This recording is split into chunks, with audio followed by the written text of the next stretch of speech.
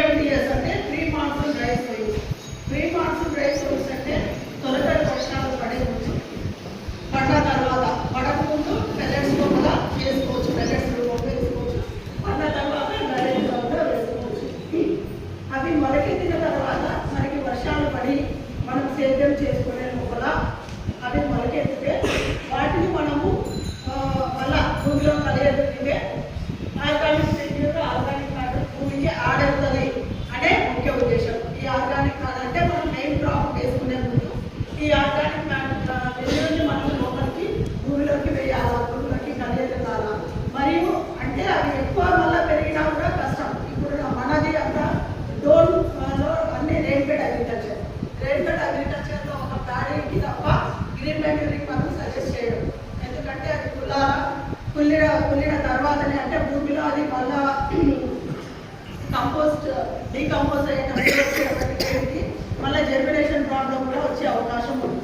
కాబట్టి మనము వాటిని ముందే తొందరగా దాంట్లో డీకంపోజ్ అయ్యే రకాలని మనం ఎన్నుకుంటే మంచిది.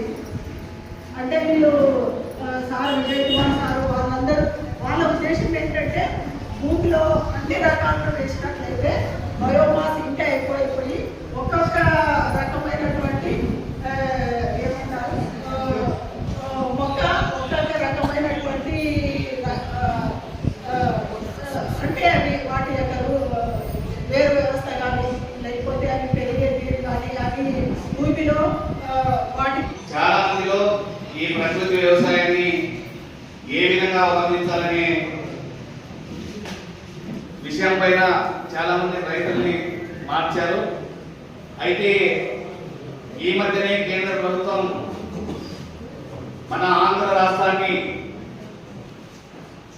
ఒక ఆదర్శంగా తీసుకుని ఇలాంటి పద్ధతిని దేశమంతా కూడా అమలు చేయాలనే ఉద్దేశంతో గౌరవ ప్రధాని గారు ప్రకృతి వ్యవసాయ జాతీయ మిషన్ అనే పథకాన్ని ప్రవేశపెట్టి మరి ఇప్పటి వరకు చేస్తున్నటువంటి రాష్ట్రాల్లో కాకుండా మన భారతదేశంలో అనేక రాష్ట్రాల్లో ఈ ప్రకృతి వ్యవసాయాన్ని ప్రారంభించాడు.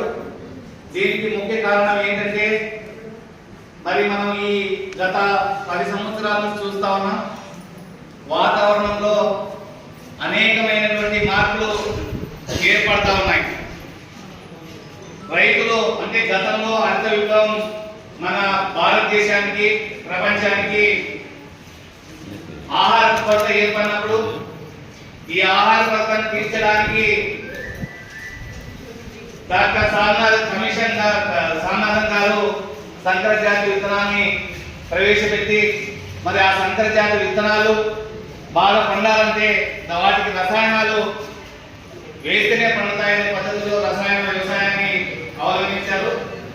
మరి క్రమేపీ వేయాల్సిన రసాయనాలు అంటే అధిక మోతాదులో మనం రసాయనాలు వేయడం వల్ల అనేక సంవత్సరాల నుంచి మరి గత 10 సంవత్సరాల నుంచి శాస్త్రవేత్తలు కూడా చెప్తా ఉన్నారు, ఇంకా 10 సంవత్సరాలలో ఈ భూమి పంటలు పండడానికి అనువుగా ఉండే పరిస్థితి లేదు. మరి రావాల్సిన టైంలో వర్షాలు రాకుండా అకాలంలో వర్షాలు వస్తున్నాయి. మరి ఎండ తీవ్రత కూడా పెరిగిపోతా ఉంది. వీటన్నిటికీ కారణం మనం రసాయనాలతో పంటలు పండించి అధిక రసాయనాలతో పంటలు పండించడం వల్లనే ఈ వాతావరణ మార్పులు జరుగుతూ ఉన్నాయి. అదేవిధంగా మనం పండించిన పంటల అవశేషాలను కాల్చడం వల్ల ఈ వాతావరణంలో అనేక మార్పులు ఏర్పడి ఓజోన్ పొర దెబ్బతిని మరి అధిక ఉష్ణోగ్రతలు నమోదవుతున్నాయని శాస్త్రవేత్తలు హెచ్చరిస్తా ఉన్నారు. ఈ శాస్త్రవేత్తలతో పాటు ఐక్యరాజ్య సమితి కూడా అనేక సూచనలు సలహాలు చేస్తున్నప్పటికీ మనం ఈ పద్ధతిని పాటించకుండా అధిక రసాయనాలుగా వాడుతున్నాం. దీంట్లో ప్రాజెక్టు విన్నారా మీరు? విన్నారా? వినాలని మరి వినలేదా? ఇప్పుడు మీరంతా నడుస్తూ ఎన్ఆర్ఎల్ కదని అది నేషనల్ రూరల్ లైవ్లీహుడ్ మిషన్. మొట్టమొదటిగా 95లో మన ఆంధ్రప్రదేశ్లో ఈ పొదుపు సంఘ కార్యక్రమం మొదలైంది. ఎందుకు మొదలైందంటే మనము స్వతంత్రం వచ్చిన తర్వాత చాలా ప్రణాళికలు చేశాం, కొన్ని కోట్ల డబ్బులు ఖర్చు పెట్టారు. కానీ పురోగతి పేదరిక నిర్మూలన ఎక్కడ వేసినా కొందని అక్కడే అన్నట్టుగా ఉంది. అందుకోసమని అప్పట్లో ఉన్న ప్రధానమంత్రులు, మంచి అధికారులు, ఐఏఎస్లు వీళ్ళందరూ కలిసి కమిటీ ఏర్పాటు చేశారు. ఎందుకు మనం డబ్బు ఖర్చు పెడుతున్నా పేదరికం తగ్గడం లేదు అని. దానిలో చర్చ జరిగిన తర్వాత 2-3 విషయాలు చాలా ఉన్నాయి. ముఖ్యమైన 2-3 విషయాలు గుర్తించారు. ఒకటేమో పేదరికం కూడా కేటగిరీలు చూసుకునే కవరేస్తున్నారు. వాళ్ళు కూడా ఏదైనా నాకు కూడా అర్థం కాకుంటే ఈ ప్రకృతి వ్యవసాయం మన గ్రామంలో ఉన్నారు కాబట్టి కొంతమంది పొలం తీసుకుని నాకు అర్థం కాకుంటుంది. చూద్దాం అంటే అన్న ఇది మన రసాయన రూపే కొంతమంది సలహా ఇచ్చినందుకు చెప్తున్నారు. వాళ్ళ కాలంలో భావిస్తున్నారు కాబట్టి నేను కూడా పక్కన మన 5 ఎకరాల వ్యవసాయం ప్రకృతి వ్యవసాయం చేసుకుంటూ 2 ఎకరాలు తక్కువ ఇది ఎక్కువ వస్తుందో మనం ఈ మందు కొట్టి కెమికల్ పెడుతున్నాము. దానికి ఇది ఎకరాకు 1 క్వింటాల్ ఎక్కువ వస్తుంది ఈ ప్రకృతి వ్యవసాయం. అది నాకు వచ్చేది 5 వస్తుంది.